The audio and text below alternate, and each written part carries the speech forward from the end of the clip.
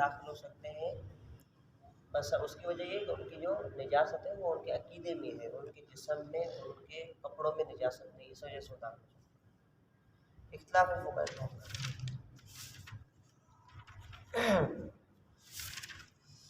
آگے فرمایا وَلِلَّهِ الْمَشْرِقُ وَالْمَغْرِبُ، اللہ تعالیٰ کے لیے ہے مشرق اور مغرب۔ فَأَيْنَمَا تُوَلُّوا، بس تم جہاں کہیں بھی ہو منہ کرو گے، فَثَمَّ وَجْهُ اللّہ، اللہ تعالیٰ کی طرف منہ کرو گے۔ إِنَّ اللّٰهَ وَاسِعٌ عَلِيمٌ، بے شک اللہ تعالیٰ بڑی وسعت والا اور بہت علم رکھنے والا ہے۔ اب اس میں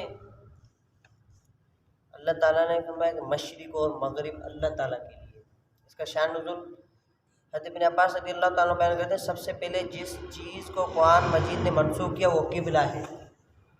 اس کا بیان یہ ہے کہ رسول صلی اللہ علیہ وسلم جب ہجرت کر کے مدینہ منورہ آئے تو مدینہ میں زیادہ تر یہودی تھے، اللہ تعالیٰ نے آپ کو بیت المقدس کی طرف منہ کر کے نماز پڑھنے کا حکم دیا۔ یہود اس سے بہت خوش ہوئے، کیونکہ میں نے پہلے بتایا کہ یہودی بیت المقدس کی طرف منہ کر کے نماز پڑھتے تھے۔ تو آپ 16 مہینے بیت المقدس کی طرف منہ کر کے نماز پڑھتے رہے، اور رسول صلی اللہ علیہ وسلم یہ چاہتے تھے کہ آپ حضرت ابراہیم علیہ السلام کے قبلے کی طرف منہ کر کے نماز پڑھیں۔ آپ اس کی دعا کر رہے تھے اور مسجد حرام کی طرف دیکھ رہے تھے کہ اللہ تعالیٰ نے یہ آیت نازل فرمائی، قد نرى تقلب وجهك في السماء، اے محبوب ہم آپ کے چہرے کے پھرنے کو دیکھ رہے ہیں۔ قد نرى تقلب وجهك في السماء، ہم آپ کے چہرے کو، جو آپ اپنا چہرہ آسمان کی طرف کر رہے ہیں، اس چہرے کو ہم دیکھ رہے ہیں۔ فَلَنُوَلِّيَنَّكَ قِبْلَةً تَرْضَاهَا، ان قریب ہم آپ کو پھیر دیں گے ایسے قبلے کی طرف جس سے آپ کیا ہو جائیں گے، ترضاها، راضی ہو جائیں گے۔ تو اللہ تعالیٰ نے آپ کو پھر بیت اللہ کی طرف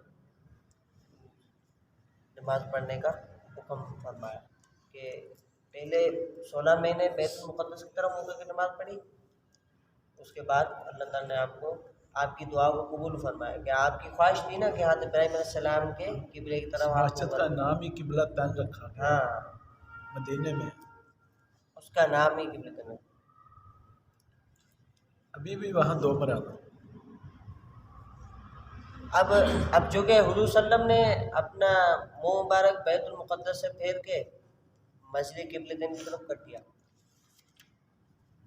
حضرت ابراہیم علیہ السلام کی قبلے کی طرف کر دیا۔ اب یہودیوں نے اعتراض کیا کہ یہ پہلے تو بیت المقدس کی طرف منہ کر کے نماز پڑھ رہے تھے، اب انہیں کیا ہوا کہ وہ کسی اور طرف منہ کر رہے ہیں؟ تو اللہ تعالیٰ نے یہ آیت نازل فرمائی وَلِلَّهِ الْمَشْرِقُ وَالْمَغْرِبُ، یعنی ان کے اعتراض کو رد کرنے کے لیے اللہ تعالیٰ کے لیے مشرق اور مغرب ہے۔ فَإِنَّمَا تُوَلُّوا فَثَمَّ وَجْهُ اللّہ، تم جہاں چہرہ کرو اللہ تعالیٰ کو تم وہیں پاؤ گے۔ إِنَّ اللّٰهَ وَاسِعٌ عَلِيمٌ، بے شک اللہ تعالیٰ وسعت والا علم والا ہے۔ آگے فرمایا وَقَالُوا اتَّخَذَ اللّٰهُ وَلَدًا سُبْحَانَهُ، یہودیوں نے کہا اللہ تعالیٰ نے اپنے لیے اولاد رکھی ہے۔ وَقَالُوا اتَّخَذَ اللّٰهُ وَلَدًا، اللہ تعالیٰ نے اپنے لیے اولاد ٹھہرائی ہے۔ سبحانہ، اللہ تعالیٰ فرماتا ہے کہ اللہ تعالیٰ پاک ہے سے، بل لہو ما فی السماوات والارض، بلکہ اسی کے لیے ہے جو آسمان اور زمین میں، کل لہو قانتون، سب اسی کے ہی مطیع ہے، سب اسی کو ہی جھکنے والے ہیں۔ اب اس میں یہ بہت بڑی بحث ہے کہ انہوں نے اللہ تعالیٰ کے لیے اولاد ٹھہرائی۔ یہاں یہ لکھا ہے کہ یہودیوں نے کہا کہ حضرت عزیر اللہ تعالیٰ کے بیٹے ہیں۔ وقالت الیہود عزیر ابن اللہ، سورۃ التوبہ، وقالت الیہود عزیر ابن اللہ، یہودیوں نے کہا کہ اللہ تعالیٰ کا بیٹا عزیر اللہ تعالیٰ کا بیٹا ہے۔ حضرت عیسائیوں نے کہا کہ حضرت مسیح اللہ کے بیٹے ہیں۔ مشرکوں نے کہا کہ فرشتے اللہ کی بیٹیاں ہیں،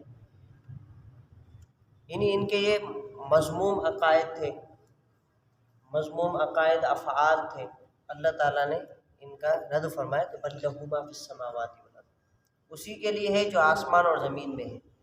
اب یہ کیا ضرورت تھی کہ اسی کے لیے ہے جو کچھ آسمان اور زمین میں، سبحانہ ہو کہنا بہت تھا، اللہ تعالیٰ پاک ہے اس سے بس۔ آگے فرمایا اسی کے لیے ہے جو کچھ اور زمین میں ہے اور جو کچھ آسمان میں ہے۔ اس کی وجہ یہ لکھی ہے کہ جو اولاد ہوتی ہے وہ باپ کی ملکیت نہیں ہوتی، اگر آپ عزیر کو اللہ تعالیٰ کا بیٹا قرار دیں گے، ٹھیک ہے نا، تو وہ اللہ تعالیٰ کی ملکیت سے معاذ اللہ نکل جائے گا۔ اسی طرح حضرت عیسیٰ علیہ السلام کو اللہ تعالیٰ کا بیٹا قرار دیں گے، وہ اللہ تعالیٰ کی ملکیت سے نکل جائے گا۔ اسی طرح فرشتوں کو آپ اللہ تعالیٰ کی اولاد ٹھہرائیں گے، بیٹیاں ٹھہرائیں گے، تو فرشتے اللہ تعالیٰ کی ملکیت سے نکل جائیں گے۔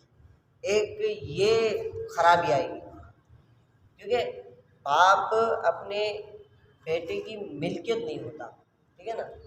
یہ سمجھنے والی بات ہے کہ ملکیت کس طرح کہ اب جیسے غلام ہوتا ہے، جی غلام ہوتا ہے تو وہ آقا کیا ہوتا ہے، اس کا مالک ہوتا ہے، صحیح اب جو چاہے اس سے کام لے۔ صحیح باپ کا حکم یہ نہیں ہے، باپ کا حکم یہ نہیں ہے، باپ آقا کی طرح نہیں ہے کہ اس غلام سے جس طرح وہ آقا کام لیتا ہے تو باپ بھی اپنے بیٹے سے اس طرح کام لے، یعنی اب جو بھی اولاد ہوتی ہے وہ اپنی باپ کی ملکیت میں نہیں ہوتی۔ اس سے جیسے مثال دی میں نے آپ کو غلام کی اور آقا کی، ایک خرابی ہے کہ دوسرا یہ ہے کہ جو اولاد ہوتی ہے وہ اپنے باپ کی جنس سے ہوتی ہے، جو اولاد ہوتی ہے وہ اپنے باپ کی جنس سے ہوتی ہے۔ معاذ اللہ آپ اللہ تعالیٰ کے لیے اولاد ٹھہرائیں گے تو جنس تو نہیں ہے۔ ہاں، تو یہ عزیر معاذ اللہ اللہ تعالیٰ کی جنس سے ہو جائے گا، عیسیٰ علیہ السلام معاذ اللہ اللہ تعالیٰ کی جنس سے ہو جائیں گے، اسی طرح وہ فرشتے اللہ تعالیٰ کی جنس سے ہو جائیں گے۔ اب الہ کس کو کہتے ہیں؟ جو وحدہ لا شریک لہ، ٹھیک ہے۔ اب جب یہ اللہ تعالیٰ کی جنس سے ہو جائیں گے تو اللہ تعالیٰ متعدد ہو جائیں گے، یعنی اب اولاد کیا ہوتی ہے؟ باپ کی جنس سے ہوتی ہے نا، تو یہ متعدد ہوتی ہے، وہ باپ پھر بیٹا پھر بیٹا پھر بیٹا پھر بیٹیاں، یہ متعدد ہو گئے۔ تو اسی طرح اب اگر آپ اللہ تعالیٰ کے لیے اولاد ٹھہرائیں گے تو متعدد الہ ہو جائیں گے۔ وہ تو اس چیز سے ہے ہی پاک۔ ہاں، وہ تو اس چیز ہے۔ اسی طرح فرمایا کہ اللہ تعالیٰ واجب اور قدیم ہے، ٹھیک ہے، جب متعدد واجب اور قدیم نہیں ہو سکتے، یعنی بہت ساری چیزیں واجب ہوں اور قدیم الوجود ہوں، یہ اس طرح نہیں، صرف اللہ تعالیٰ کی ذات ہے واجب الوجود ہے اور قدیم ہے، اس کے علاوہ جتنی بھی مخلوق ہے سب حادث، بالکل سب حادث۔ حادث کا مطلب پہلے نہیں تھی بعد میں وجود میں آئی، حادث کا مطلب کیا؟ پہلے نہیں تھی بعد میں وجود میں آئی، اب اس کو فنا ہونا ہے، فنا بھی ہونا ہے، جی۔ فنا بھی ہونا ہے۔ اللہ تعالیٰ کی صفت یہ نہیں، اللہ تعالیٰ میں تو یہ چیز ہے ہے ہی ہی نہیں۔ اللہ تعالیٰ واجب الوجود ہے اور قدیم ہے اور ہمیشہ رہے گا۔ ہاں، وتبارک اسم ربک کل علیہا من فان، کل من علیہا فان ویبقى وجہ ربک ذو الجلال، جو کچھ زمین میں ہے تمام کا تمام فنا ہو جائے گا۔